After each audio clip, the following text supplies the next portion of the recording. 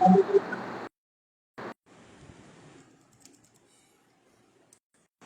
الحمد لله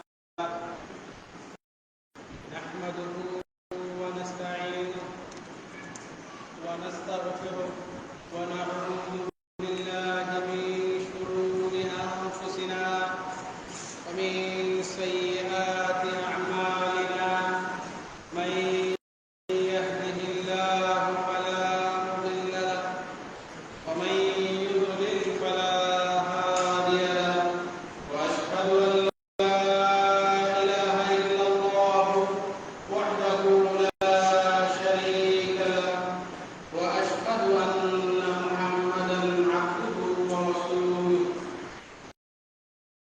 أما بعد فإن خير الحديث كتاب الله وخير الهدي هدي محمد صلى الله عليه وسلم وشر الأمور محدثاتها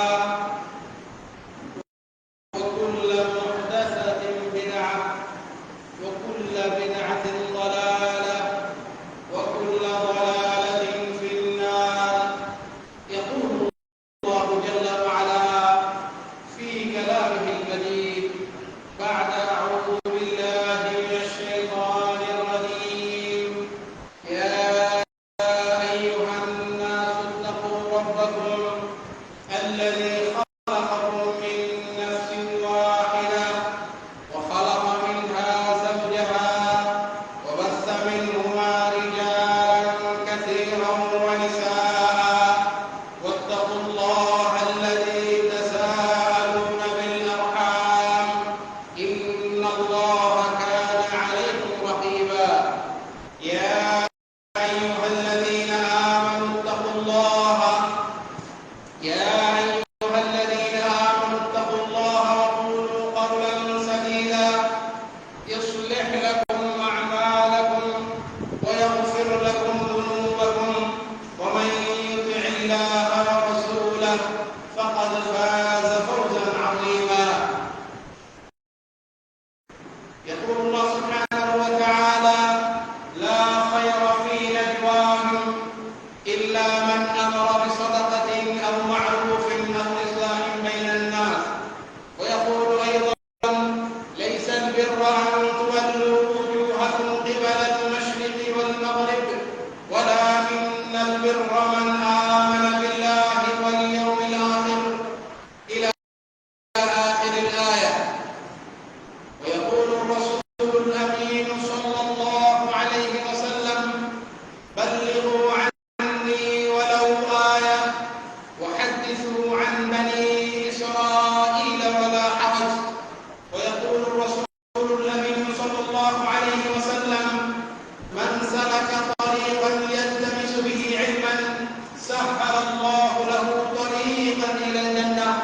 ويقول أيضا: المسلم أخو المسلم لا يظلمه ولا يخذله ولا يسلمه ولا يحقره. يا أيها الناس، إن هذا اليوم يوم مبارك عظيم. يقول عليه الصلاة والسلام: خير أيامكم يوم الجمعة فأكثروا فيه علي الصلاة.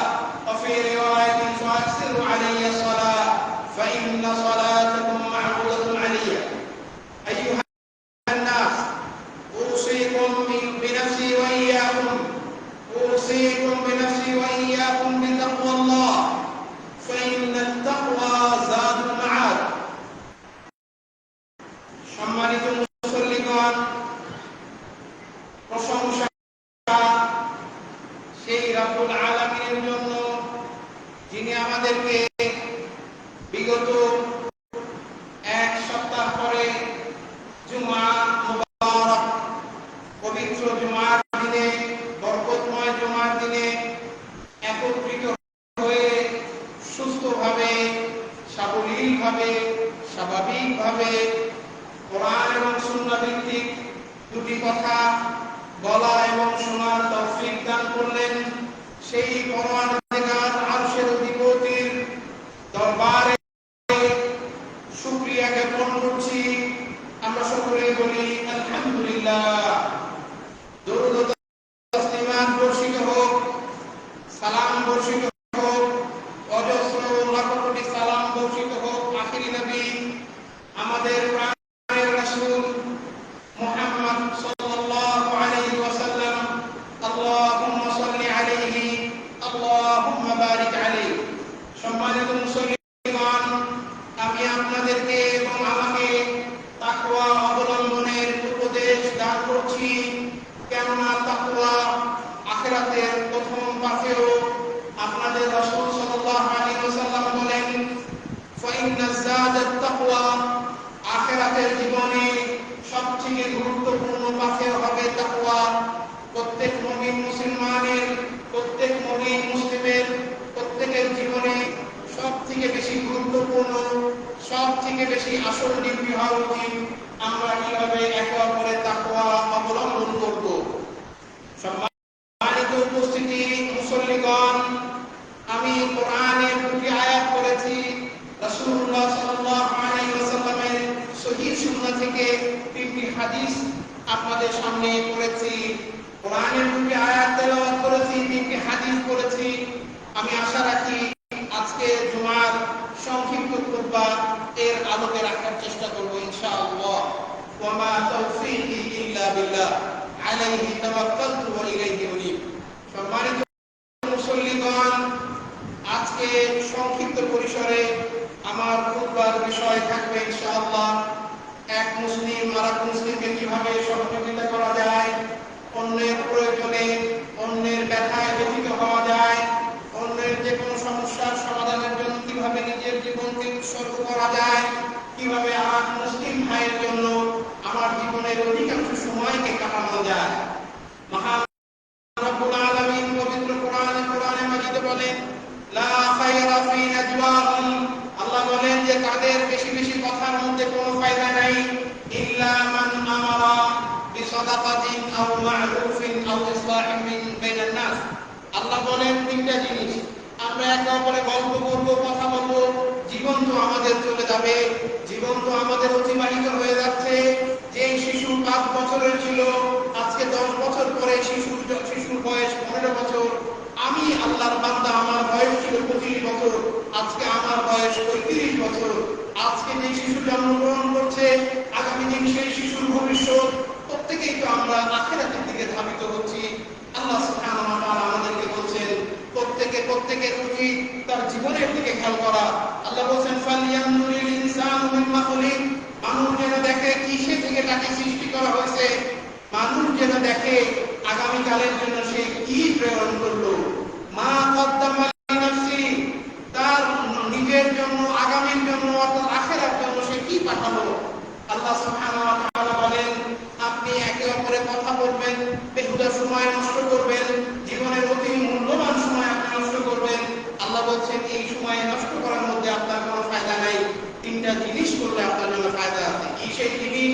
আল্লাহ বলেন, ইল্লা মান আমারা বিসাদাকাতিন, যেই লোক নিজে সাদকা দেয় এবং একজনকে বলে ভাই কিছু সাদকা দিয়ে যান, আও বিমা'রুফিন, অথবা নিজে সৎ কাজ করে অন্যকে সৎ কাজ করার কথা বলে, আও ইসলাহিন বাইনান নাস, কোন ভাই, কোন মুমিন মুসলিম ভাই কোন বিপদে পড়েছে, আমি হেঁটে হেঁটে যাচ্ছি, ইতিমধ্যে দেখলাম দুইজন ভাই বিবাদে লিপ্ত হয়েছে, আমি একদিকে মুখ ফিরিয়ে চলে আসলাম। এটা ইসলামের বিধান না, এটা ইসলামী শরীয়তের বিধান না। ইসলামী শরীয়তের বিধান হলো আপনি আগায় যাবেন, আপনি গিয়ে বিবাদটা মিটিয়ে দেবেন। আল্লাহ বলছেন আও ইসলাহিন বাইনান নাস। তাহলে প্রত্যেকে আমাদের জীবনের সবথেকে বড় লক্ষ্য হবে আমরা আমাদের জীবনে বেশি বেশি সাদকা করার চেষ্টা করব, আমাদের জীবনকে অতিবাহিত করব সৎ কাজের মাধ্যমে, আমাদের জীবনকে অতিবাহিত করব মানুষের সমস্যা মেটানোর মাধ্যমে।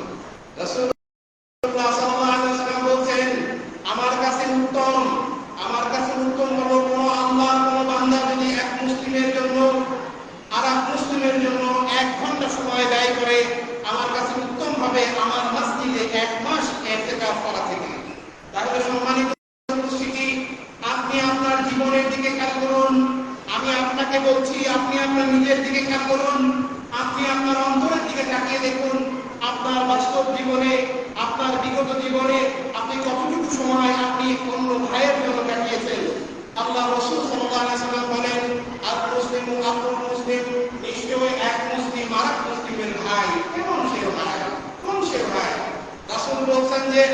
মুসলিমু লিল মুসলিমি কাল বুনিয়ান, এক মুসলিম আরেক মুসলিমের জন্য দেয়াল স্বরূপ, এই প্রাচীর স্বরূপ। রাসূল বলেছেন যে তার যদি শরীরের কোনো একটা অঙ্গ, ছোট্ট অঙ্গ যদি অসুস্থ হয়, ইদাস্তাকা, যদি কোনো অসুস্থ হয়, তাহলে তার পুরো শরীরটা ব্যথিত হয় এবং সে না ঘুম ভাবে, সে রাত্রি জাগরণ করে, তার ব্যথা তাকে ঘুমাতে দেয় না। রাসূল সাল্লাল্লাহু আলাইহি ওয়াসাল্লাম বলছেন এক মুসলিমের জন্য আরেক মুসলিমের ভ্রাতৃত্ব সুলভ ওইরকমই হবে। আর এক মুসলিম বিভিন্ন এলাকাতে মাজলুমের শিকার হচ্ছে, আপনি তার জন্য কিছুই করতে পারেন না, অন্তর থেকে আপনি তার জন্য দোয়া করতে পারেন, অবশ্যই অবশ্যই তার জন্য আপনি কিছু টাকা পাঠাতে পারেন, অবশ্যই অবশ্যই আপনি সুন্দর কিছু পরামর্শ দিতে পারেন। রাসূলুল্লাহ সাল্লাল্লাহু আলাইহি ওয়াসাল্লাম বলেন আল মুসলিমু আখুল মুসলিম, এক মুসলিম আরেক মুসলিমের ভাই, লা ইয়াজলিমুহু, সে কোশ্চিনকালেও আরেক ভাইয়ের উপরে জুলুম করতে পারে না। তাহলে আমরা যদি ইসলামের এই মানদণ্ডটাকে, ইসলামের এই সূত্রটাকে নিজের জীবনে বাস্তবায়ন করি, তাহলে এক ভাই আরেক ভাইয়ের সাথে অমিল হতে পারে? এক ভাই আরেক ভাইয়ের জমি নিয়ে, পৈতৃক সম্পত্তি নিয়ে জীবন শেষ হয়ে যায়, তারপর কোনদিন কথা বলে না, মৃত্যু হয়ে গেছে, একজন আরেকজনের দিকে তাকায়ও দেখে না, অথচ দুই ভাই পাশাপাশি বাসা, পাশাপাশি বাড়ি করেছে, দুই ভাইয়ের বের হওয়ার মুখ দুই দিকে, অথচ আল্লাহ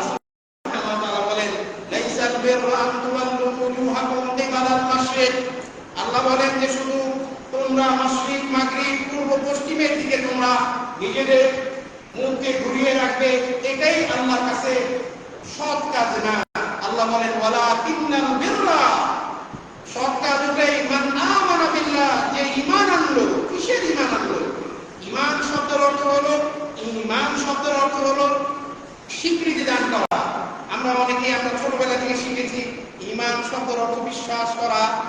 আমরা অনেকেই বলি যে তাহলে কুফর, কুফর কি? কুফর মানে অস্বীকার করা। তাহলে ঈমান শব্দের অর্থ স্বীকৃতি দেওয়া। আপনি কিসে স্বীকৃতি দিচ্ছেন? আপনি স্বীকৃতি দিচ্ছেন আল্লাহ সুবহানাহু ওয়া তাআলা ছাড়া সব কোনো পৃথিবীর কোনো মাবুদ নেই, আল্লাহ এক অদ্বিতীয়, তার কোনো শরীক নেই। এই আসমান জমিন পরিচালনার জন্য আল্লাহ সুবহানাহু ওয়া তাআলা কোনো গাউস, কুতুব, ওলি, আউলিয়া কারো কোনো সাহায্যের প্রয়োজন নাই। আল্লাহ একা, আল্লাহ ওয়াহিদুল কাহ্হার, আল্লাহ মহা পরাক্রমশালী, আজিজ, গফফার, তিনি অপ্রতিরোধ্য ক্ষমতার অধিকারী। আল্লাহ সুবহানাহু ওয়া তাআলা তিনি দেখছেন আমি ভালো আছি, তিনি দেখছেন আমি অসুস্থ, তিনি দেখছেন আমি বিপদে আছি, তিনি দেখছেন আমার জীবনের প্রতিটা মুহূর্ত তিনি অবিভাল। আল্লাহ বলেন ওয়াসিআ কুরসিয়ুহুস সামাওয়াতি ওয়াল আরদ, আল্লাহ সুবহানাহু ওয়া তাআলার কুরসি সারা পৃথিবীকে বেষ্টন করে আছে। আল্লাহ সুবহানাহু ওয়া তাআলা সবকিছুর জ্ঞানী, আল্লামুন, আল্লামুন, আল্লাহ সবকিছু জানেন। বিমা ফিস সুদূর, আপনার অন্তরে কি আছে সব জানেন। আল্লাহ বলেন ইয়ালামু খাইনাতাল আ'য়ুনি ওয়া মা তুখফিস সুদূর, আল্লাহ জানেন আপনার চোখের কিয়ামত সম্পর্কে আল্লাহ জানেন। আপনি চোখে তাকায় কোন দিকে তাকায় আছেন, আপনি চোখ বাঁকা করে, চোখ টেরা করে আপনার ভাইয়ের দিকে তাকালেন, আপনি এক মুসলিম ভাইকে আপনি খাটো করে দেখলেন, আর এক মুসলিম ভাইকে আপনি সহযোগিতা করলেন না, আল্লাহ জানেন। আল্লাহ বলেন সুদূর, আপনার অন্তরের ভেতরে, আপনার অন্তরের মধ্যে আপনি কি চিন্তা করেছেন, কি মনোসংকল্প করেছেন, সেই সম্পর্কে আল্লাহ সুবহানাহু ওয়া তাআলা জানেন। রাসূলুল্লাহ সাল্লাল্লাহু আলাইহি ওয়াসাল্লাম বলেন আর মুসলিমু আখুল মুসলিম, এক মুসলিম আরেক মুসলিমের ভাই, লা ইয়াজলিমু, সে কোশ্চিন কালেও সে জুলুম করতে পারে না। রাসূল বলেন ওয়ালা ইয়াজলিমু, সে কোশ্চিন কালেও এই মুসলিম ভাই আরেক মুসলিম ভাইকে অপদস্থ করতে পারে না, খাটো করে দেখতে পারে না, হীন কাজে ছোট্ট কোনো বিষয়ে তার সম্মান মর্যাদাহানি করতে পারে না। লা ইয়াজলিমু, রাসূল বলেন ওয়ালা ইউসলিমু, তার চোখের সামনে যদি অন্য কোনো মুসলিম জুলুমের, নির্যাতনের শিকার হয়, অন্য কোনো মুসলিমকে জুলুম করা হচ্ছে, সেটা কথার মাধ্যমে হচ্ছে, অথবা কোনো প্রহারের মাধ্যমে হচ্ছে, অথবা কোনো মানহানি করা হচ্ছে, আর এক মুসলিম তাকে ছেড়ে আসতে পারে না। রাসূল বলেন লা ইউসলিমু, সে চিন্তা করলো আমাকে তো কিছুই বললো না, বাপকে জুতা দিয়ে পিটাইছে, আমি তো খুব ভালোই আছি, তাহলে কি হলো? আপনার বাবাকে জুতা দিয়ে যদি পিটায়, তাহলে তো আপনি শত পিঠার সম্মুখীন হলেন। কেননা আমাদের আজকের সময়টা হলো আমাকে তো মারে নেই, আমাকে তো আক্রমণ করে নেই, আমি তো আক্রান্ত হয়নি, আমি খুব ভালো আছি। তাহলে আপনারা জেনে রাখুন আব্বাসী খেলাফতের সময় মুসলিমদের মধ্যে, আব্বাসী খেলাফতের শেষের দিকে মুসলিমদের মধ্যে বহু দল, সব দলে মুসলিমরা বিভক্ত হয়েছিল এবং আব্বাসী খেলাফতের প্রথম হয়েছিল কারণে আব্বাসি খেলাফতের পতন হয়েছিল মুসলিমদের বিষয়গুলো নিয়ে, সমকালীন বিষয় নিয়ে পরিচর্যা না করার কারণে।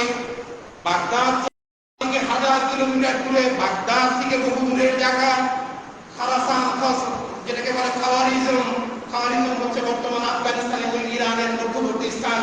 ওইখানে তাতারিরা আক্রমণ করেছে। কিসের কারণে আক্রমণটা হলো? সেটাও এক আব্বাসি সর্বশেষ খলিফা নাসরুল্লাহর মাধ্যমে, কেউ বলে থাকে নাসরুল্লাহর মাধ্যমে হলো। কেননা খাওয়ারিজম সম্প্রদায়ের সাথে, ওই বিশাল সাম্রাজ্যের সাথে এই আব্বাসি খেলাফতের মনোবন্ধ ছিল। সে হালাকু খানকে, তাতার হালাকু খানকে লিখেছিল, এই মঙ্গোলিয়া তাতার থেকে লিখেছিল, আপনি এখানে আক্রমণ করুন, কোনো সমস্যা নাই, আমরা দেখব। ফলপ্রসূত কি হলো? মুসলিম বিশ্বে এই খাওয়ারিজম যখন বুঝতে পারলো যে আসলে তো এক মুসলিম আর এক মুসলিমের সহযোগিতা করে না, তখন সে বাগদাদ আক্রমণের জন্য সে বলল, ঠিক আছে, আমিও সহযোগিতা করব। আপনার মনে আছে পৃথিবীর মানুষের মধ্যে 11% মানুষকে এই হালাকু খান, চেঙ্গিস খানের বংশধর মানুষকে কচুকাটা করেছিল। সেদিন বাগদাদকে বলা হয়েছিল রক্তের নগরী। বাগদাদে ঘোড়ার হাঁটু পর্যন্ত রক্তে ভরে গিয়েছিল।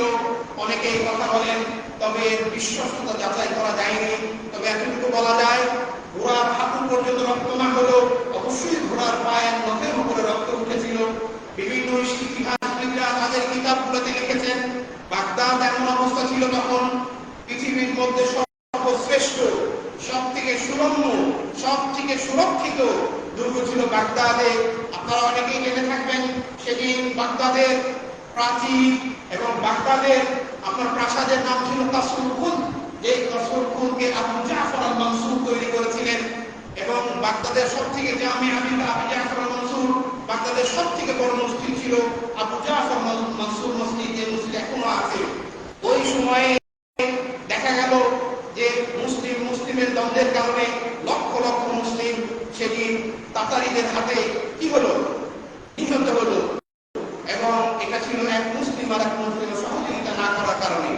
ইতিহাস থেকে জানা যায়, আল্লাহ সুবহানাহু ওয়া তাআলা যেই তাতারিদের আক্রমণ এবং যেই তাতারিদের এত যুদ্ধাঙ্গী, যেই তাতারিদের এত নৃশংসতা, এত হিংস্রতা, এত জুলুম নির্যাতনে মুসলিম বিশ্ব একেবারে পড়ে গিয়েছিল, আল্লাহ সুবহানাহু ওয়া তাআলা ঠিক 2 বছরের মাথায় মুসলিম বিশ্বকে আল্লাহ সুবহানাহু ওয়া তাআলা বিশাল জয় দান করলেন।